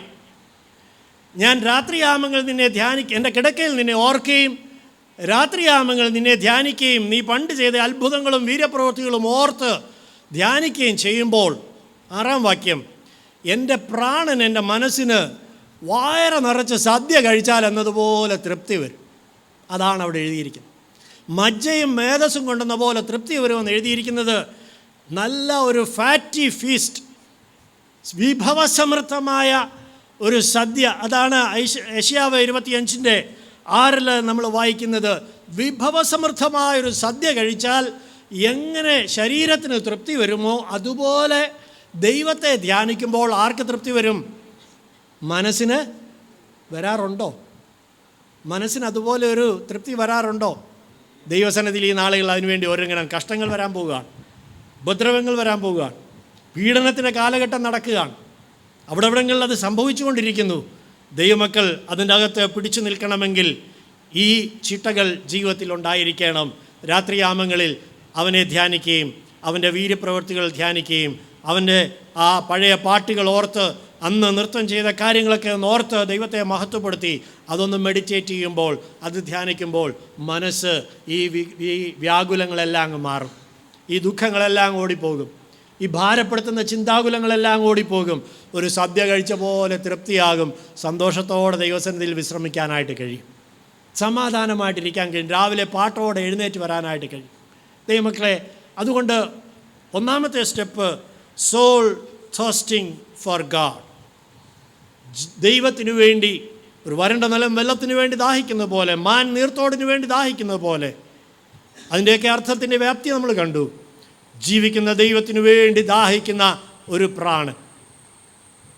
2, സോൾ സാറ്റിസ്ഫൈഡ് വിത്ത് ഗാഡ്. രാത്രിയിൽ അവൻ ചെയ്ത വീര്യപ്രവൃത്തികൾ, കഴിഞ്ഞ കാലങ്ങളിൽ നടത്തിയ വിധങ്ങൾ ഓർത്ത് ദൈവത്തെ മഹത്വപ്പെടുത്തി നന്ദിയുള്ളവരായി ദൈവത്തിന് പാടി അവൻ്റെ വീര്യപ്രവൃത്തികളെ ധ്യാനിക്കുമ്പോൾ ഒരു സദ്യ കഴിച്ചാലെന്ന പോലെ, അതാണ് മജ്ജയും മേധസ്സും കൊണ്ടെന്ന പോലെ എന്ന് എഴുതിയിരിക്കുന്നതിൻ്റെ അർത്ഥം. ഒരു സദ്യ കഴിച്ചാലെന്ന പോലെ നമ്മുടെ മനസ്സ് തൃപ്തമായി തീരും. മൂന്നാമത്തേത് 63-ാം സങ്കീർത്തനം 8-ാം വാക്യത്തിലേക്ക് വരാം. Psalm 63 verse 8. 63-ാം സങ്കീർത്തനം 8-ാം വാക്യം. എൻ്റെ ഉള്ളം നിന്നോട് പറ്റിയിരിക്കുന്നു, നിന്റെ വലങ്കൈ എന്നെ താങ്ങുന്നു. Soul clinging to God. ദൈവത്തോട് ഒട്ടണം നമ്മുടെ മനസ്സ്. ദൈവത്തിനായി ദാഹിക്കണം, ദൈവത്താൽ തൃപ്തി പ്രാപിക്കണം, ദൈവത്തോടങ്ങ് ഒട്ടിച്ചേരണം. ദൈവത്തോടൊന്ന് ഒട്ടിച്ചേരണം, പറ്റിയിരിക്കണം. പറ്റിയിരിക്കുക എന്നവിടെ എഴുതിയിരിക്കുന്നത് യെരമ്യാ പ്രവചനം 13-ാം അധ്യായത്തിൻ്റെ 11-ാം വാക്യത്തിൽ ഒരു പ്രയോഗമുണ്ട്. സാഷ് എന്നൊരു വാക്ക് അവിടെ എഴുതിയിട്ടുണ്ട്. കച്ച. യെരമ്യാ പ്രവചനം 13-ാം അധ്യായം 11-ാം വാക്യം, ജെറമയ 13 verse 11. കച്ച ഒരു മനുഷ്യൻ്റെ അരയോട് പറ്റിയിരിക്കുന്നത് പോലെ. കച്ച ഒരു മനുഷ്യൻ്റെ അരയോട് പറ്റിയിരിക്കുന്നത് പോലെ ഞാൻ ഇസ്രായേൽ ഗൃഹത്തെ മുഴുവനും യഹൂദ ഗൃഹത്തെ മുഴുവനും എനിക്ക് ജനവും കീർത്തിയും പ്രശംസയും അലങ്കാരവും ആകേണ്ടതിന് എന്നോട് പറ്റിയിരിക്കുമാറാക്കി. എന്നോട് പറ്റിയിരിക്കുമ്പോൾ ദൈവം ആഗ്രഹിക്കുന്നത് നമ്മുടെ പ്രാണൻ ആരോട് ഒട്ടണം? കർത്താവിനോട് പറ്റണം. അതിനൊരു ദൃഷ്ടാന്തം പറയുന്നത് കച്ച. കച്ച എന്ന് എഴുതിയിരിക്കുന്ന വസ്ത്രമെന്നല്ല, കച്ച എന്ന് എഴുതിയിരിക്കുന്നത് അരക്കച്ച, ഈ കെട്ടിമുറിക്കുന്നത്. അതിന് ഇക്വലൻ്റായിട്ട്, അതിന് സമാനമായിട്ട് ഇന്ന് പറഞ്ഞാൽ ഒരു ബെൽറ്റ്. ഈ വസ്ത്രം ധരിക്കുന്നവർ, പാണ്ടിടുന്നവരൊക്കെ അത് അഴിഞ്ഞു പോകാതിരിക്കാൻ, ഊരിപ്പോകാതിരിക്കാൻ, നന്നായിട്ട് ടൈറ്റായിട്ടിരിക്കാൻ, പ്രത്യേകിച്ച് ഈ ഓടി ചാടിയൊക്കെ ജോലി ചെയ്യേണ്ടവർ, പോലീസുകാർ, ഫയർഫോഴ്സുകാർ, ഇവരെയൊക്കെ ശ്രദ്ധിച്ചാൽ അറിയാം, നന്നായിട്ട് കെട്ടിമുറുക്കിയ വസ്ത്രമാണ്. കാരണം ഒരു ലൂസ് ഡ്രസ്സുമായിട്ട് പോകാൻ പറ്റുകയില്ല. ഓട്ടക്കളത്തിൽ ഓടുന്നവർ, അവരുടെ വസ്ത്രം അവരുടെ ശരീരത്തോട് ഒട്ടിയിരിക്കുക. അതുപോലെ ആരോടൊട്ടണം? കർത്താവിനോടൊട്ടണം. മനസ്സ് കർത്താവിനോട് ഒട്ടുന്നത് വരെ ആദ്യത്തെ 2 സ്റ്റെപ്പിലൂടെ നമ്മൾ പോകണം. ഒരു കാര്യം പ്രത്യേകം ഓർക്കണം. ഒരു വാക്യം വായിച്ചിട്ട് ഞാനത് അല്പം കൂടെ ഒന്ന് വിശദീകരിക്കാനായിട്ട് ആഗ്രഹിക്കണം. 1 കൊരിന്ത്യർ 6-ാം അധ്യായം 17-ാം വാക്യം. കർത്താവിനോട് പറ്റിയാൽ എന്ത് സംഭവിക്കും? 1 കൊരിന്ത്യർ 6-ാം അധ്യായം, 1 Corinthians chapter 6 verse 17. കർത്താവിനോട് പറ്റിച്ചേരുന്നവനോ അവനുമായി ഏകാത്മാവാകുന്നു. കർത്താവിനോട് പറ്റിയാൽ you will become one spirit with him. മനസ്സ് കർത്താവിനോട് ഒട്ടിയാൽ നിൻ്റെ ആത്മാവ് കർത്താവിനോട് ഒട്ടും, ഏകാത്മാവായി തീരും. ഇല്ലെങ്കിൽ രണ്ടും രണ്ടായിട്ടിരിക്കും. മനസ്സ് കർത്താവിനോട് ഒട്ടിച്ചേരും. കാലേബിന് ഒരു സ്വഭാവം ഉണ്ടായിരുന്നു. ഞാൻ അതിന് മുമ്പ് ഒരു കാര്യം പറഞ്ഞിട്ട് മുന്നോട്ട് പോകാം. നമ്മുടെ ജീവിതത്തിൽ വളരെ ശ്രദ്ധിച്ച് കേൾക്കണം. നാം ഏതിനോട് പറ്റിച്ചേരുന്നോ, ഏതിനോട് നമ്മുടെ മനസ്സൊട്ടുന്നോ, അതിന് നമ്മുടെ ആത്മാവിലൊരു സ്വാധീനമുണ്ട്. It can influence your spirit. നമ്മുടെ ആത്മാവിനെ അത് സ്വാധീനിക്കും. അത് പുറകെ ഉള്ള വാക്യങ്ങൾ വായിക്കുമ്പോൾ നിങ്ങൾക്കത് കുറച്ചുകൂടെ മനസ്സിലാകും. ഇപ്പോൾ പറഞ്ഞത് മനസ്സിൽ വെച്ചിരുന്നാൽ മതി. കർത്താവിനോട് മനസ്സ് പറ്റിയാൽ നമ്മുടെ ആത്മാവ് കർത്താവിനോട് പറ്റും. എന്നാൽ ഈ ലോകത്തിലെ മറ്റേതെങ്കിലും വിഷയങ്ങളോടോ താല്പര്യങ്ങളോടോ വ്യക്തികളോടോ നമ്മുടെ മനസ്സൊട്ടിപ്പോയാൽ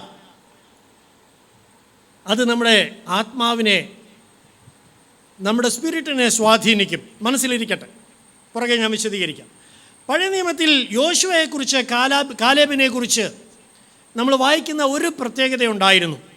സംഖ്യാപുസ്തകം 32-ാം അധ്യായം 11-12 വാക്യങ്ങൾ നമുക്കൊന്ന് വായിക്കാം. നമ്പേഴ്സ് ചാപ്റ്റർ 32, സംഖ്യാപുസ്തകം 32-ാം അധ്യായം 11-12 വാക്യങ്ങൾ.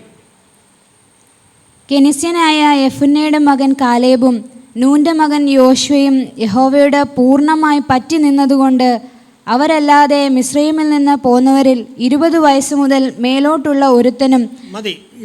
സംഖ്യാപുസ്തകം 14-ാം അധ്യായം വായിക്കാമെങ്കിൽ ദേശം ഒറ്റുനോക്കുവാൻ മോശ ഒറ്റുകാരെ അയച്ചതിനെക്കുറിച്ച് നമ്മൾ വായിക്കും. ആ മടങ്ങി അവർ ഒറ്റുനോക്കി ദേശത്തെ വലിയ വലിയ കാഴ്ചകളൊക്കെ കണ്ടു. മടങ്ങി വന്നിട്ട് ഭൂരിപക്ഷം ആളുകളും വിരോധമായിട്ട് പറഞ്ഞു. കാരണം നമ്മളവിടെ പോയാൽ അവരുടെ യാഥാർത്ഥ്യമാണ് പറഞ്ഞത്. മല്ലന്മാരവിടെയുണ്ട്. അവിടുത്തെ ഒരു മുന്തിരിക്കൊല എന്ന് പറയുന്നത് നമ്മുടെ വാഴക്കൊലയേക്കാളും വലുതാണ്.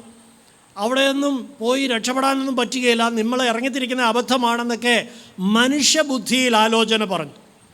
പക്ഷേ 2 പേര് കർത്താവിൻ്റെ പക്ഷത്ത് നിന്നുകൊണ്ട്, 2 പേര് യോശുവയും കാലേബും, അവരെക്കുറിച്ചാണ് 32-ാം അധ്യായത്തിൽ, സംഖ്യാപുസ്തകം 32-ാം അധ്യായത്തിൽ നമ്മളിപ്പോൾ വായിച്ചത്. എന്തായിരുന്നു അവർ വ്യത്യസ്തരായിട്ട് നിന്നത്? ആ ഭൂരിപക്ഷത്തിൻ്റെ കൂടെ നിൽക്കാതെ അവർ വ്യത്യസ്തരായിട്ട് നിൽക്കാനുള്ള കാരണം, അവർ ദൈവത്തോട് ക്ലിങ് ചെയ്ത് ഒട്ടി പറ്റിയിരുന്നു. അവരുടെ മനസ്സ് ഈ മല്ലന്മാരെ കണ്ടപ്പോൾ ഇളകിയില്ല. ഈ മനസ്സ് കർത്താവിനോട് പറ്റണം എന്ന് പറയുന്നതിൻ്റെ കാര്യം, പ്രശ്നങ്ങൾ വരുമ്പോൾ ഇളകിപ്പോകാതിരിക്കാൻ ആ സ്റ്റേജ് വരെ നമ്മൾ പോയേ പറ്റുള്ളൂ. മല്ലന്മാരെ കണ്ടപ്പോൾ അവരുടെ മനസ്സിളകിയില്ല. അവർ പറഞ്ഞു ഞങ്ങളുടെ ദൈവം അതിലും വലുതാണ്. മുന്തിരിക്കൊല കണ്ടപ്പോൾ അവരുടെ മനസ്സിളകിയില്ല. ഞങ്ങൾ പറഞ്ഞു ഞങ്ങളുടെ കർത്താവ് ഈ ദേശം തരാമെന്നാണ് പറഞ്ഞിരിക്കുന്നത്. പാലും തേനും ഇവിടെ ഒഴുകുമെന്നാണ് പറഞ്ഞിരിക്കുന്നത്. അവിടുത്തതൊന്നും അവരെ ഭയപ്പെടുത്തിയില്ല. കാരണം അവരുടെ മനസ്സ് ദൈവത്തോട് ഒട്ടിയിരിക്കുകയായിരുന്നു. ദൈവമക്കളെ, പ്രതിസന്ധികളുടെ മുമ്പിൽ മനസ്സ് കർത്താവിനെ ഭരമേൽപ്പിക്കുക, പ്രാണൻ കർത്താവിനെ ഭരമേൽപ്പിക്കുക എന്ന് പറഞ്ഞാൽ ഈ അവസ്ഥ വരെ എത്തണം. ഒരു കാര്യം നമുക്കറിയാം, കനാൻ ദേശത്ത് ആരെ എത്തിയുള്ളൂ? മനസ്സൊട്ടിയ 2 പേരെ ആ തലമുറയിൽ അവിടെ എത്തിയുള്ളൂ. അത് പരമാർത്ഥമായിട്ടുള്ളൊരു സത്യമാണ്. ദൈവമക്കളെ, എൻ്റെയും നിങ്ങളുടെയും ജീവിതത്തിൽ ശ്രദ്ധിച്ചോണം. ഈ ലോകത്തിലെ വിഷയങ്ങളും വെല്ലുവിളികളും പ്രതിസന്ധികളും കണ്ട് പതറിപ്പോകുന്ന ഒരു മനസ്സുമായിട്ട് നാം മുന്നോട്ട് പോയാൽ നമുക്ക് അക്കരെ എത്താനായിട്ട് കഴിയുകയില്ല, വാഗ്ദത്ത ദേശത്ത് എത്താൻ കഴിയുകയില്ല.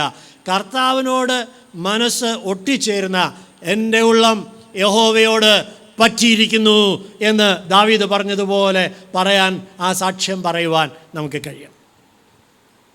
ഇനി ഞാൻ നേരത്തെ ഒരു കാര്യം പറഞ്ഞു, നമ്മുടെ ഹൃദയം, നമ്മുടെ മനസ്സ് ഏതിനോട് പറ്റുന്നോ അതിന് നമ്മുടെ ജീവിതത്തിൽ വലിയ സ്വാധീനമുണ്ട്. യോനയുടെ പുസ്തകത്തിൽ ഒരു വചനമുണ്ട്. കഴിഞ്ഞ ദിവസങ്ങളിൽ നമ്മൾ യോനയുടെ പുസ്തകമൊക്കെ വായിച്ചു പോകുമായിരുന്നല്ലോ. യോനയുടെ പുസ്തകം, യോനയുടെ പ്രവചനം 2-ാം അധ്യായം 8-ാം വാക്യം ഒന്ന് വായിച്ചു. Jonah chapter 2 and verse 8. യോന 2-ാം അധ്യായത്തിൻ്റെ 8-ാം വാക്യം. മിഥ്യാബിംബങ്ങളെ ഭജിക്കുന്നവർ തങ്ങളോട് ദയാലുവായവനെ ഉപേക്ഷിക്കുന്നു. ആ വാക്യം മിഥ്യാബിംബങ്ങളെ ഭജിക്കുന്നവർ എന്നാണ്. NIV അത് ട്രാൻസ്ലേറ്റ് ചെയ്തിരിക്കുന്നത് മിഥ്യാബിംബങ്ങളോട് ഒട്ടിയിരിക്കുന്നവൻ എന്നാണ്. ക്ലിങ് എന്ന വാക്കാണ് അവിടെ ഉപയോഗിച്ചിരിക്കുന്നത്. മിഥ്യാബിംബങ്ങളോട് ഒട്ടിയാൽ എന്തിൽ നിന്നകലും? ദയാലുവായ ദൈവത്തിൻ്റെ ആ കരുണയിൽ നിന്ന്. Cling to idols, those who cling to idols turn away from God's love എന്നാണ് എഴുതിയിരിക്കുന്നത്. ദൈവസ്നേഹത്തിൽ നിന്ന് അവർ അകന്നു പോകും. നമ്മുടെ ഹൃദയം ദൈവത്തോടല്ലാതെ മറ്റെന്തിനോടെങ്കിലും ഒട്ടിപ്പോയോ അതൊരു വിഗ്രഹമായി മാറും. നമ്മൾ പതുക്കെ എവിടെ നിന്ന് അകലും? You will turn away from the love of God. അത് ഓർത്തോണം, വളരെ ശ്രദ്ധിച്ചോണം. അനേക നല്ല വിശ്വാസികൾക്ക് വീഴ്ച പറ്റിയത് അവിടെ. അനേക പ്രഗത്ഭന്മാർ വീണുപോയത് അവിടെയാണ്. ദൈവത്തോട് പറ്റിച്ചേരുന്നതിന് പകരം ലോകത്തിലെ മറ്റെന്തെങ്കിലും വിഷയങ്ങളോട് ഒട്ടി ദൈവസ്നേഹത്തിൽ നിന്ന് it will turn U away from the love of God. അതുകൊണ്ടാണ് പൗലോസ് പറഞ്ഞത്, കർത്താവിനോട് പറ്റിച്ചേരുന്നവൻ അവനുമായി ഏകാത്മാവായി തീരും. അവൻ്റെ സ്നേഹത്തിൽ അങ്ങ് ലയിക്കും, അവൻ്റെ സ്നേഹത്താൽ അങ്ങ് നിറയും. അവനോട് ചേർന്നായിരിക്കും അവൻ ജീവിക്കുന്നത്. യേശു കർത്താവ് അല്ലാതെ ലോകത്തിൽ മറ്റെന്തിനോടെങ്കിലും നിൻ്റെ മനസ്സൊട്ടിപ്പോയോ it will take you away from the love of God. ഞാൻ ഈ പറയുന്ന കാര്യങ്ങൾ അണ്ടർലൈൻ ചെയ്ത് മനസ്സിൽ കുറിച്ചിട്ടോണം. ലോകത്തിൽ ഏതെങ്കിലും വിഷയങ്ങളോടോ വ്യക്തികളോടോ സ്ഥാനമാനങ്ങളോടോ വസ്തുവകകളോടോ പണത്തോടോ പ്രതാപത്തോടോ പ്രശസ്തിയോടോ ഈ ലോകത്തിൻ്റെ മറ്റെന്തെങ്കിലും കാര്യങ്ങളോട് നമ്മുടെ മനസ്സ് ചാഞ്ഞുപോയി അതിനോട് ഒട്ടിപ്പോയാൽ നമ്മുടെ മനസ്സ് ദൈവത്തിൻ്റെ സ്നേഹത്തിൽ നിന്ന് അകന്നു പോകും. അന്ത്യകാലത്ത് ഉപദ്രവം കൊണ്ടുവരുമ്പോൾ പിശാചിൻ്റെ ലക്ഷ്യം ദൈവത്തോടുള്ള സ്നേഹത്തിൽ നിന്ന്, ഇന്നലെ നമ്മൾ കേട്ടല്ലോ, തീഷ്ണത ജലിപ്പിക്കുന്ന ബിംബം അതാണ്. ദൈവത്തോടുള്ള സ്നേഹത്തിൽ നമ്മളെ അകറ്റിക്കളയണം, മറ്റനേക വിഷയങ്ങളിലേക്ക് നമ്മുടെ മനസ്സിനെ ഒട്ടിച്ച് കളയണം. അത് സംഭവിക്കാതിരിക്കാനായിട്ട് ശ്രദ്ധിക്കണം. അതുകൊണ്ട് ആ യോനയുടെ പുസ്തകം 2-ാം അധ്യായം 8-ാം വാക്യത്തിലെ ഒരു സത്യമാണ് അവിടെ എഴുതിയിരിക്കുന്നത്. അതുകൊണ്ട് സങ്കീർത്തനക്കാരൻ പറഞ്ഞ ഒരു അതിനോട് ചേർത്ത് വായിക്കണം ഒരു സങ്കീർത്തനം. 31-ാം സങ്കീർത്തനം 6-ാം വാക്യം വായിച്ചേ. Psalms 31:6, 31-ാം സങ്കീർത്തനത്തിൻ്റെ 6-ാം വാക്യം. മിഥ്യാമൂർത്തികളെ സേവിക്കുന്നവരെ ഞാൻ പകയ്ക്കുന്നു, ഞാനോ യഹോവയിൽ ആശ്രയിക്കുന്നു. I hate. അവിടെ സങ്കീർത്തനക്കാരൻ പറയുകയാണ്, ഈ മിഥ്യാമൂർത്തികളെ, അതിനോട് പറ്റിയിരിക്കുന്നവരെ, വീണ്ടും അവിടെ എഴുതിയിരിക്കുന്നത് അതിനോട് ക്ലിങ് ചെയ്യുന്നവരെ ഐ ഹേറ്റ്, ഞാനത് വെറുക്കുന്നു എന്നാണ്. അതുകൊണ്ട് ലോകത്തിലുള്ള ഏത് വിഷയത്തോട് നമ്മുടെ ഹൃദയത്തെ ഒട്ടിക്കാൻ ശ്രമിക്കുന്ന ഏത് കാര്യം വന്നാലും അതിനോട് അകന്നു നിന്ന് അതിനെ വെറുത്ത് ദൈവത്തിൻ്റെ പക്ഷത്ത് നിന്നുകൊണ്ട് നമ്മുടെ മനസ്സ് കർത്താവിനോട് ഒട്ടിച്ചേരാനായിട്ട് നമുക്ക് ഇടയായിത്തീരണം. ഇനി ഒരു കാര്യം, റോമാലേഖനം 12-ാം അധ്യായത്തിൻ്റെ 9-ാം വാക്യം. ആ മിഥ്യാമൂർത്തികൾ എന്ന് പറയുമ്പോൾ നമുക്ക് പെട്ടെന്ന് ഒരു സംശയം വരാം. പുതിയ നിയമ അർത്ഥം കൂടെ പറഞ്ഞു തരാം. എന്താണ് അതിൻ്റെ പുതിയ നിയമ അർത്ഥം? റോമാലേഖനം 12-ാം അധ്യായത്തിൻ്റെ 9-ാം വാക്യം. ഹെയ്റ്റ് ചെയ്യേണ്ടത് ഏതാ, പറ്റിച്ചേരേണ്ടത് ഏതാ? സ്നേഹം നിർവ്യാജമായിരിക്കട്ടെ, തീയതിനെ വെറുത്ത് നല്ലതിനോട് പറ്റിക്കൊള്ളു. Hate evil. NIV എഴുതിയിരിക്കുന്നത് hate evil and cling to that which is good. നല്ലതിനോട് ഒട്ടണം, തിന്മയോട് അകന്ന് നിൽക്കണം, അതിന് കൂട്ടുകൂടാൻ പോകരുത്. അതിന് കൂട്ടുകൂടാൻ പോയാൽ ദൈവസ്നേഹത്തിൽ നിന്ന് അകന്നു പോകും. U will turn away from the love of God. Hate every evil. എല്ലാ തീയതിനോടും പകച്ചു നിൽക്കണം, എതിർത്ത് നിൽക്കണം, അതിനെ വെറുക്കണം, നല്ലതിനോട് ഒട്ടിച്ചേരണം. നല്ലതും തിന്മയും പരിശോധിക്കാനുള്ള പരിജ്ഞാനവും വിവേകവും ദൈവം നമുക്ക് തന്നിട്ടുണ്ട്. പ്രതിസന്ധികൾ വരുമ്പോൾ, പീഡനം വരുമ്പോൾ, തീരുമാനങ്ങൾ എടുക്കേണ്ടി വരുമ്പോൾ നാം എടുക്കേണ്ടത് ഇതാണ്: ഈ വാട്ട് ഈസ് ഗുഡ്, ഇത് കർത്താവിനോട് പറ്റിച്ചേരണം, അതിന് നല്ലതിനോട് പറ്റിച്ചേരണം. മിഥ്യാബിംബങ്ങളോട് അടുക്കരുത്, ഞാൻ ദൈവസ്നേഹത്തിൽ നിന്ന് അകന്നു പോകും. ഇനിയും പറ്റിച്ചേരേണ്ട ഒരു കാര്യം, ദൈവത്തോട് പറ്റിച്ചേരുക എന്ന് പറഞ്ഞാൽ മനസ്സിലായി, നാം തിന്മയോട് വെറുത്ത് നന്മയോട് പറ്റിച്ചേരണം. നാം കർത്താവിൻ്റെ പക്ഷത്ത് നിൽക്കണം. ഒരു വാക്യം കൂടെ വായിച്ച് ഞാൻ അവസാനിപ്പിക്കാം. 119-ാം സങ്കീർത്തനം 31-ാം വാക്യം. ദൈവത്തോട് പറ്റിച്ചേരുക എന്ന് പറഞ്ഞാൽ അതിൻ്റെ അർത്ഥം എന്താണ്? 119:31. ഞാൻ എൻ്റെ സാക്ഷ്യങ്ങളോട് പറ്റിയിരിക്കുന്നു, യഹോവയെ എന്നെ ലജ്ജിപ്പിക്കരുതേ. ദൈവത്തിൻ്റെ വചനത്തോട് പറ്റിയിരിക്കണം. ദൈവവചനം വായിക്കുകയും ദൈവവചനം ധ്യാനിക്കുകയും ദൈവവചനം സംസാരിക്കുകയും ചെയ്യണം. തമ്മിൽ സംസാരിക്കുമ്പോൾ തിരുവഴുത്ത് സംസാരിക്കാനായിട്ട് നമുക്കൊന്ന് ശ്രദ്ധിക്കാമോ? എമ്മൗസിലേക്ക് 2 ശിഷ്യന്മാർ നടന്നുപോയി. അവർ നടന്നുപോയ സാഹചര്യമെന്ന് പറയുന്നത് വലിയ ഉപദ്രവവും പ്രതിസന്ധിയുടെയും കാലഘട്ടമാണ്. യേശു ഉയർത്തെഴുന്നേറ്റ വിവരം അവർ അറിഞ്ഞിട്ടില്ല. യേശുവിനെ ക്രൂശിച്ച് അവൻ മരിച്ചു, അടക്കപ്പെട്ടു. അവരിങ്ങനെ നടന്നു പോവുകയാണ്. അവർ തമ്മിൽ സംസാരിക്കുന്നത് എന്താണെന്നറിയാമോ? ഇനി നമ്മുടെ കാര്യം എന്താവും, നാളെ എങ്ങനെ കഴിയും? ഒന്നുമല്ല, അവർ തിരുവഴുത്ത്, യെരുശലേമിൽ സംഭവിച്ച കാര്യങ്ങൾ അവർ സംസാരിക്കുകയാണ്. അപ്പോൾ യേശു കൂടെ വന്നു, ഉയർത്തെഴുന്നേറ്റവൻ കൂടെ വന്നു, ഈ തിരുവഴുത്തുകളെ തെളിയിച്ചു കൊണ്ടിരുന്നു, സ്പഷ്ടമായിട്ട് അവരോട് സംസാരിച്ചു കൊണ്ടിരുന്നു. ദൈവമക്കളെ, തമ്മിൽ തിരുവഴുത്ത് പറഞ്ഞു നോക്ക്, കർത്താവ് വന്ന് അതിൻ്റെ അർത്ഥം മനസ്സിലാക്കി തരും. ആ തിരുവഴുത്ത് സ്പഷ്ടമാക്കി തരും. കുടുംബത്തിൽ ഭാര്യയും ഭർത്താവും ഇരുന്ന് തിരുവഴുത്തൊന്ന് സംസാരിച്ച് നോക്ക്. ദൈവവചനത്തിലെ വാക്യങ്ങളൊന്ന് സംസാരിച്ച് നോക്ക്. സഹോദരന്മാർ തമ്മിൽ കാണുമ്പോൾ തിരുവഴുത്ത് സംസാരിക്കുക. വാട്സാപ്പിലൂടെ അങ്ങോട്ടും ഇങ്ങോട്ടും അയക്കുന്നത് തിരുവഴുത്തായിരിക്കട്ടെ. ദൈവത്തിൻ്റെ തിരുവഴുത്തുകളെ തമ്മിൽ സംസാരിക്കുമ്പോൾ പരിശുദ്ധാത്മാവ് അതിൻ്റെ പൊരുൾ തിരിച്ചുകൊണ്ടിരിക്കും. നമുക്ക് എവിടെ നേരം? രാവിലെ വായിച്ച എന്താണെന്ന് ചോദിച്ചാൽ പുസ്തകം തുറക്കണം. എവിടെ അടയാളം വെച്ചെന്ന് നോക്കിയാലേ നമുക്ക് മനസ്സിലാകത്തുള്ളൂ രാവിലെ വായിച്ച ഏതാണ്. നമുക്ക് ഓർമ്മ വരത്തില്ല. കാരണം തിരുവഴുത്ത് തമ്മിൽ സംസാരിക്കുന്ന ഒരു ശീലം നമുക്കില്ല. Cling to the word of God. ദൈവവചനത്തോട് പറ്റിയിരിക്കണം. അതുകൊണ്ട് 3 കാര്യങ്ങളാണ് പ്രാണനെ ദൈവകരങ്ങളിൽ വിശ്വസ്തനായ സൃഷ്ടാവിങ്കൽ ഭരമേൽപ്പിക്കാനായിട്ട് നമുക്ക് ആവശ്യം. 1, thirst for the living God, ജീവിക്കുന്ന ദൈവത്തിന് വേണ്ടി ദാഹിക്കണം. 2, be satisfied with the presence of God, ദൈവ സാന്നിധ്യം കൊണ്ട് തൃപ്തി വരത്തക്കവണ്ണം അവനെ ധ്യാനിക്കുകയും അവൻ്റെ വചനങ്ങളെ, അവൻ്റെ അത്ഭുതങ്ങളെ ധ്യാനിക്കുകയും ചെയ്യണം. 3, let our soul cling to God. നമ്മുടെ പ്രാണൻ ദൈവത്തോട് പറ്റിയിരിക്കട്ടെ. ഈ നാളുകളിൽ ഏത് വെല്ലുവിളികളുടെയും പ്രതിസന്ധികളുടെയും പ്രതികൂലങ്ങളുടെയും സാഹചര്യങ്ങൾ നമുക്കെതിരെ വന്നാലും ഈ 3 കാര്യങ്ങളിൽ ദാവീദ് ചെയ്തതുപോലെ അതേ കാര്യമാണ് പത്രോസ് പ്രബോധിപ്പിക്കുന്നത്. നമ്മുടെ പ്രാണനെ വിശ്വസ്തനായ കർത്താവിങ്കിൽ നമുക്കൊന്ന് ഭരമേൽപ്പിക്കാം. 1 പത്രോസ് 4-ാം അധ്യായം 19-ാം വാക്യം ഒരിക്കൽ കൂടെ വായിച്ച് നമുക്ക് അവസാനിപ്പിക്കാം. 1 Peter chapter 4 and verse 19. അതുകൊണ്ട് ദൈവേഷ്ടപ്രകാരം കഷ്ടം സഹിക്കുന്നവർ നന്മ ചെയ്തുകൊണ്ട് ഈ പറഞ്ഞ എല്ലാ കാര്യങ്ങളും ആ വാക്യത്തിലുണ്ട്. വീട്ടിൽ പോയിരുന്ന് ശ്രദ്ധിച്ചോണം. നന്മ ചെയ്തുകൊണ്ട് തങ്ങളുടെ പ്രാണനെ വിശ്വസ്തനായ സ്രഷ്ടാവിങ്കൽ ഭരമേൽപ്പിക്കട്ടെ. നമ്മുടെ കണ്ണുകളെ അടയ്ക്കാം. കർത്താവിൻ്റെ കരങ്ങളിലേക്ക് നമുക്കൊന്ന് വിട്ടുകൊടുക്കാം. നമ്മളെ ഈ ലോകത്തിലെ ഒരു വിഷയങ്ങൾക്കും ഇളക്കാൻ ഇടയാകരുത്. ഒരു പ്രതിസന്ധിയും നമ്മെ ഇളക്കാൻ ഇടയാകരുത്. പകൽക്കാലം ദൈവത്തിൻ്റെ വീര്യപ്രവൃത്തികളൊക്കെ ഒന്ന് ഓർത്തേ. പണ്ടത്തെ സംവത്സരങ്ങളെയൊക്കെ ഒന്ന് ഓർത്തേ. അവൻ നടത്തിയ വിധങ്ങളൊക്കെ ഒന്ന് ഓർത്തേ. അവൻ ഗോലിയാത്തിനെ തോൽപ്പിച്ച കാര്യങ്ങളൊക്കെ ഒന്ന് ഓർത്തേ. ആമേൻ, ഹല്ലേലൂയ. അവൻ രോഗങ്ങളെ സൗഖ്യമാക്കിയ വിഷയങ്ങളൊക്കെ ഒന്ന് ഓർത്തേ. അവൻ ആത്മാവിൽ നിറച്ച കാര്യങ്ങളൊക്കെ ഒന്ന് ഓർത്തേ.